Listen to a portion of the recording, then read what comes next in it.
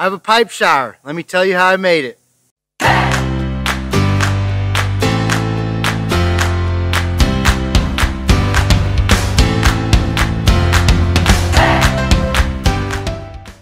So it's already made, so I don't have video of me making it, but I'll throw in some photos along the way that I happened to take back when I was making it, as well as, if you're like me, I would watch these videos and then just wonder, how did it turn out? So I've had this for a year.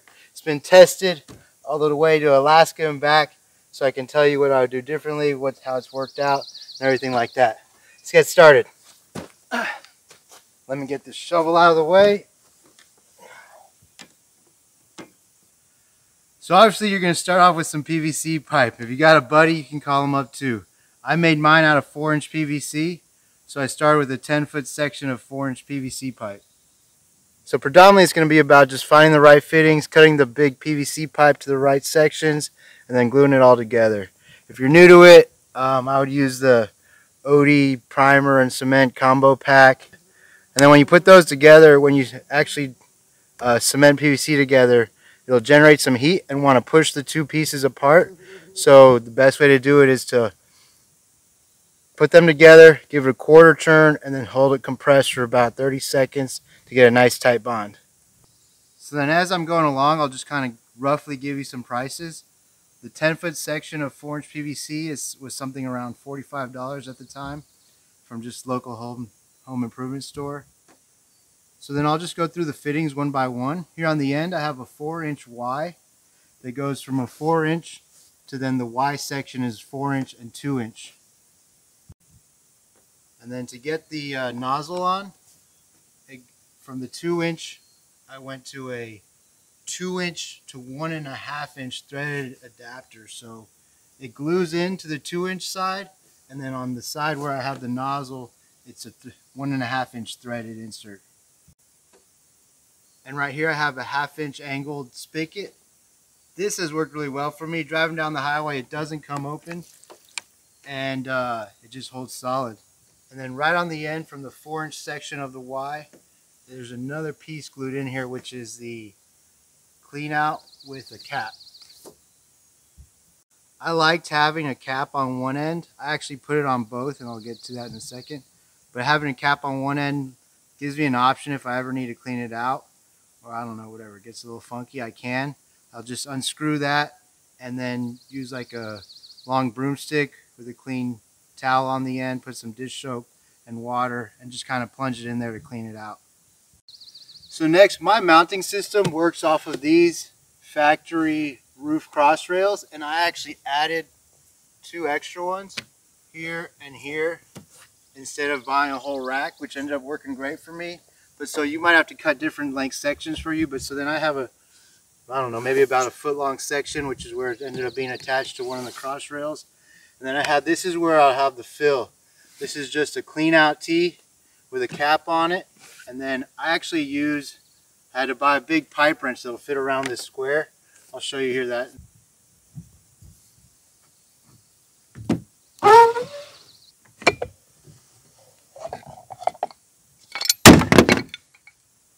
This beast right here, and it makes assembly so much easier.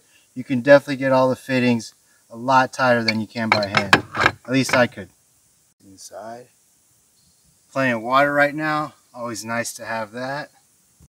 So another section of PVC, this one's about maybe 14 inches, and just lining everything up to give me another good spot to mount it. And my brother helped me out, he has like a cheap miter saw to make these cuts. You could do them by hand. I do recommend, having done these DIY projects, the right tool just makes all the difference in the world. And so if you're on the fence about it, I've learned even for myself, it's like I'll buy my tools used on Facebook Marketplace, and if it's something I was only going to use once, but it's going to make a big difference, I'll buy it used. You can use it, and if you want to, you can go ahead and resell it back, and I still feel that'd be less work than doing it with the wrong tool. And I end up keeping the tools anyways myself, but do what you want to do. Alright, so next we have a 4-inch fitting that tees out and on the top reduces to a 2-inch opening. And I would say this is one of the key things. You need airflow. Sometimes I have this valve which I really love. These quarter turn ball valves I think are awesome. It's like super solid. You can tell when it's off. You can tell when it's on. Each one, like, it's like a nice solid clean turn. So I'll link that in the description. And this goes from, this is a 2-inch fitting that glues into the T fitting and then has a threaded 1/2 inch on top. And this was awesome. So this is actually a quarter turn ball valve with a 1/4 inch fitting. And so what I found is in the compressor section at Home Depot, you can find a reducer that goes from 1/2 inch to 1/4 inch. And that's why I ended up needed. So I have silicone on top because I didn't want anything to get in and out. But so I'll link to what I use in the description and you can find it. And I think this works great. Yeah, if I try to run it and without any airflow, after a while, there's like too much of a vacuum in there and the water comes out super slow. So I think that's like, this is critical. So this was an additional feature that I was excited about and ultimately didn't end up using too much. So it's a tire valve. I'll link to the exact ones I use, and I ended up having to buy a 2-pack. I'll tell you about that in a second. And I ended up not using it that much because most of the time when I'm taking my outdoor showers, I would be like, after climbing, after hiking, whatever, I'm gassed, I'm dirty enough to go ahead and take a shower, and I would just feel like, I don't care, man, I'm doing the gravity. So I have a little air compressor, tire inflator, 12 volt, that's been solid. I think I'm going to do a review of that coming up, and I'll just plug it in and it'll give me more water pressure. I'll show you here in a little bit too. And it is pretty cool. I do dig it. So one thing to note, I looked it up, I think the burst pressure of PVC is like 100 psi, which I never wanted to come close to. So whenever I have it in there, I'd fill it up to maybe like 30 psi. At 50 and 60 psi, I pushed it a little bit. I noticed even on my screw seals, like on the 2 ends, there and there, at around 50, 60 psi, even with like nice 5-6 rolls of PTFE tape, Teflon tape, around a really good seal, about 50, 60 psi, they would start to leak just a little bit. So now I went ahead and redid it, and I don't push it that far. So just about like 30 psi. Okay, and so what I did here is, it's a 4-inch T, all of it's 4-inch with the cap on top. And I just used the cap because it gave me a really nice flat surface to drill through. And I put in the tire nozzle. And the reason I needed to buy a 2-pack is, I'll put the link in the description to the one I bought. You can see if you click on it that it comes with 2 little rubber gaskets. One's thinner and one's thicker. And I ended up needing to take, I think, the thin one from both of the inlets because the PVC is thicker than what it was initially intended to be used on. So that's one thing you can keep in mind. So I just drilled a hole, used the 2 little rubber washers that come with it, and then screwed it on there, and then ended up putting on some outdoor silicone just to make everything as watertight as I can. Alright, next is this big long section, big run of PVC that I actually could have gone a little bit further. I was a little bit worried about how far this thing could hang out, which, I don't know, maybe it's like 18 inches from the last support. I maybe could have gone another 3 to 6, but it's still good. Theoretically, I did the math on how much this pipe should hold, and I'll give you the full length of it. So I measured the whole length of mine just now off camera. It's about 104 inches, and back when I built it, I did the math, and I think just theoretically 4-inch inside diameter of a cylinder. My volume was around like 5.7 gallons, somewhere between 5.5 and 6. Somebody can check my math if they want to. And I found that's enough for like 2 showers. I'm just doing on off, obviously. But yeah, so I think it's been pretty solid. But I could have added maybe like, 3 or 4 more inches on here for just squeeze out a little bit more volume. Finally, right on the end, I put on another end cap with the screw cap, and this was also for more clean out access. In hindsight, I would just do another glue-on cap. Kind of makes it look like a little bit more like a torpedo or something, and a little bit more aerodynamic. That's cool, but I don't think it's gonna need it. And I filled it up a bunch of times. I had it for a year. The water still smells great inside. Everything smells clean coming out. Even when I drink it or clean pots and pans with it, it's fine. So you have that. All right, next thing was paint. I used Krylon Fusion. It's listed as, like multi-surface. It's got plastic on there, and this has worked great. I think I did 2 coats, and before doing it, I cleaned it off everything with acetone. I tried sanding a little bit. At the time, I was doing everything by hand, and it was just like a little bit too much work. So I even didn't really sand much. And then I cleaned everything with acetone, which was a tip that I got from the Bob Vila website. And then I sprayed it. I did 2 coats with the Krylon Fusion, and it's been great. You can see here, this is after from Texas to Mexico to Alaska and back. It's a matte black. Everything's held up pretty good. There's one spot I actually forgot my pipe wrench here and drove from Houston to Austin with it sitting there. So that'll chip your paint a little bit. And I luckily didn't lose the pipe wrench. But so the paint, the paint's held up great. So that's worked for me. Yeah, it was like freezing, like 27 degrees in Alaska. It got up to like 122 when I was just passing through Vegas. And rain, all kinds of stuff. So yeah, painted everything, got it good to go. And then mounting, like I said, I have these stock cross beams that came with it, and I bought 2 more of them and put them on. So I have the whole length of the Suburban. And I haven't seen this before. I thought it was great. I was racking my brain about how to like mount this in a way that I felt comfortable with. And I ended up, I found them hard to find online, but easy to source locally. Well, I live in a big city in Houston, and there's like a industrial section. A buddy had this tip. There's fastener stores that all they sell is fasteners. If you're in Houston, you can go to J&J Fasteners. They got them. Shout out to them. They were solid. They got, I mean, I went in there a couple of times. It's like, I need a 1 1/4 inch, whatever this. They want pan head or flat head. We got you. All kinds of stuff. So, yeah, they got like a big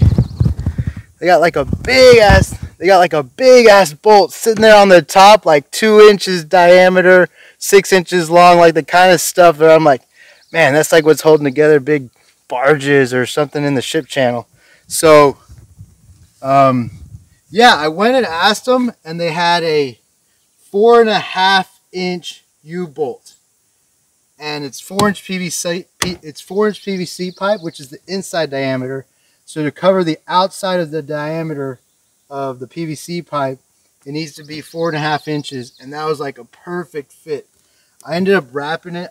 I got some Eternabond tape, which was maybe a little bit expensive option, but you might be able to get the same effect with just like a bunch of rolls with a bunch of, you might be able to get the same effect with just a bunch of passes of black duct tape. And I just did that on the crossbeam as well as on the PVC, so that it gives it a little bit of padding and there's not as much, hopefully, abrasion and damage to the PVC or the crossbars while I'm driving and things like that.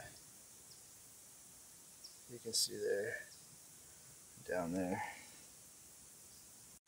So then unfortunately they didn't have any brackets for it. It's a 6-inch long bolt with a 4.5 inch width to it. And they didn't have any brackets for it, so I ended up making mine out of 1/8 inch steel, which is plenty strong. And you can see I learned my lesson. These are a lot of work to make. It's totally worth it because this thing is solid. I'll give you this. Like, I mean, I could shake the whole Suburban. I would drive pretty chill when I was driving this beast. But anyways, anytime I had to stop hard or anything like that, no issues. I mean, it's still like rock solid after what, like 10,000 miles or something like that. And yeah, so I made these brackets, just 1/8 inch steel, cut them to length with an angle grinder. Got a nice heavy duty drill bit, 1/2 inch. Oh yeah, it's 1/2 inch thick bolt. and drilled through. There's a nut on the bottom. I ended up having to cut the bolt down just a little bit too, because it was, once I started tightening everything, it was going to scratch the top of the truck. So obviously I didn't want that happening. So you can see, and I learned my lesson. Like, I assumed it was like, I don't know, galvanized steel or something like that. It was really just raw flat bar steel, and I wish I had painted it. So they're still solid. I check them every now and again, and if it ends up ever getting kind of like really eaten through, I'll have to replace them. But yeah, totally after your work, like paint it. Whatever, yeah, just some like Rust-Oleum, enamel paint, black, whatever you want. And that'll help out with the rust. Don't do what I did. Yeah, and as you can see, I actually have the bracket going from one side to the other to the different bolt, which is what worked for me because my crossbars go across the vehicle. But what's cool is that if they were running parallel from front to back, you could actually run the bracket just to the same bolt on both sides, and it'd still achieve the same effect.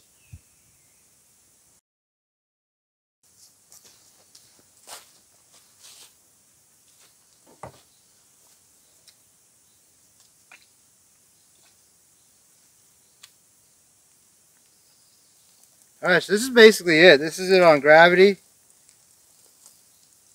And this spray nozzle I really like. I had one that I bought at Home Depot, whatever, my local home improvement store. And it was just kind of rickety. It wasn't giving me a good seal. I bought this one on Amazon. It's been great. I'll link it down below. Yeah, it's inexpensive. And it's got the shower. So yeah, this is solid. And this is a 5-foot hose. Whatever I bought on Amazon, drinking water safe. And I'll go ahead and give you guys the full effect. I'll go ahead and put on the air pressure. Go ahead and fire it up.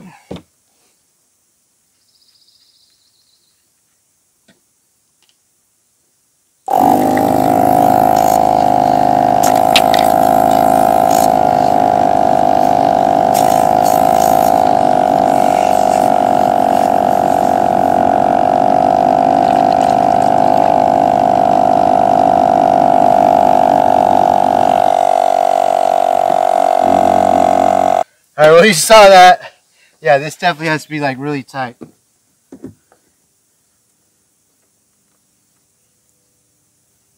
Back up.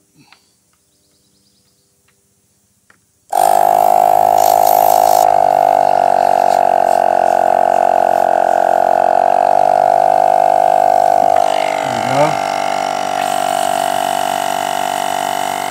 Yep.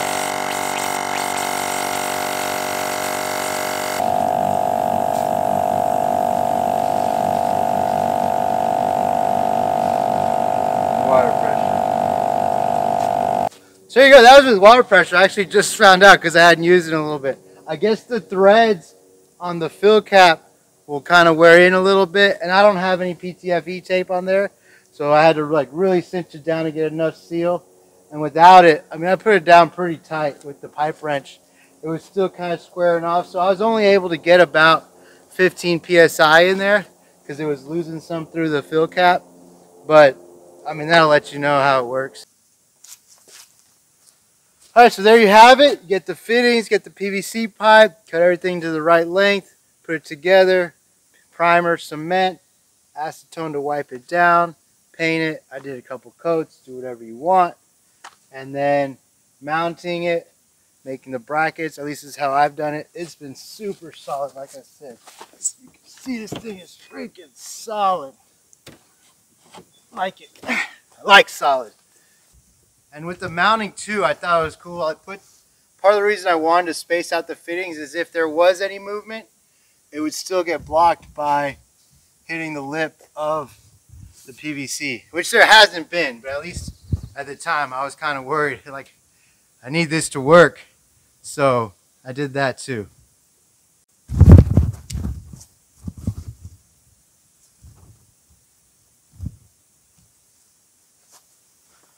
All right, so there you go. Now let me go over kind of a couple things that maybe I would change or do differently or could be improved upon. First, the positives is like holds enough water for 2 showers. That's solid. I'll use it to clean dishes too, or clean off my toothbrush after whatever, and after brushing my teeth. Paint's held up well. The mounting, all great. One thing I would change, I was having a hard time. I wanted a 3/4 inch spigot. I went to 2 Home Depots. I couldn't find it. So I ended up going with the 1/2 inch. And this is, I think, like a 5/8 inch hose.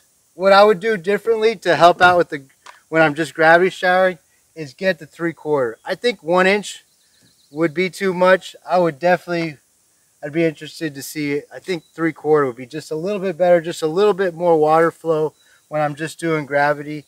And I think that would be worth, if it's not available locally, to actually just order it online and this in this style. And then next thing is, this is a 5-foot hose. I would have gone down to a 4-foot, so that would start about here. I still have, no problem like cleaning, but what ends up happening is if I'm like, whatever, spraying myself down, the water has to travel downhill more and then back up. So when I'm not doing the water pressure, which is most of the time, yeah, it just kind of it dampers my water flow a little bit. So if I had a 4-foot hose with a 3/4 inch inside diameter and a 3/4 inch spigot, I think that's the way I would go. And stick with the same spray nozzle. I'll put a link into the description for a shorter hose too. I like getting the drinking water safe ones too. I mean, I would drink it sometimes and do whatever. Use it to clean pots and pans. Like I said, clean my toothbrush after I'm done brushing my teeth. It's nice to have this. I don't have a sink inside, so this made actually, like, I use it a lot for other stuff, like cleaning off fruit, washing my hands, just because I don't have to worry about where the water's going. I have a big water tank inside. You can watch my tour video coming out in a few weeks, finally, if you want to. But so yeah, 3/4 inch spigot, 1 foot shorter hose I think would be just fine. I'm not using this to clean my truck or anything. This thing's a beast. I gotta go somewhere if I want to get it cleaned, or if I want to clean it myself. Alright, so that's it. Thanks so much for watching, guys. I'm not building it at this time. I'm filming this after a year after building it, so I think there's a chance I missed something. If you have any questions, you can put in the comments down below. By the way, thank you for making it this far in the video. And so that I know you watched this far, start your comment with whether you're going pressurized or gravity, and I'll make sure to get to your comment first. I got other DIY videos coming out, my DIY awning, how I mounted the solar panels without drilling any holes. That's been solid too for after a year of driving around. So anything else you want to stick around, it's coming up. Thanks so much for watching. If you want to support the channel, all that's down below. Catch you guys next time.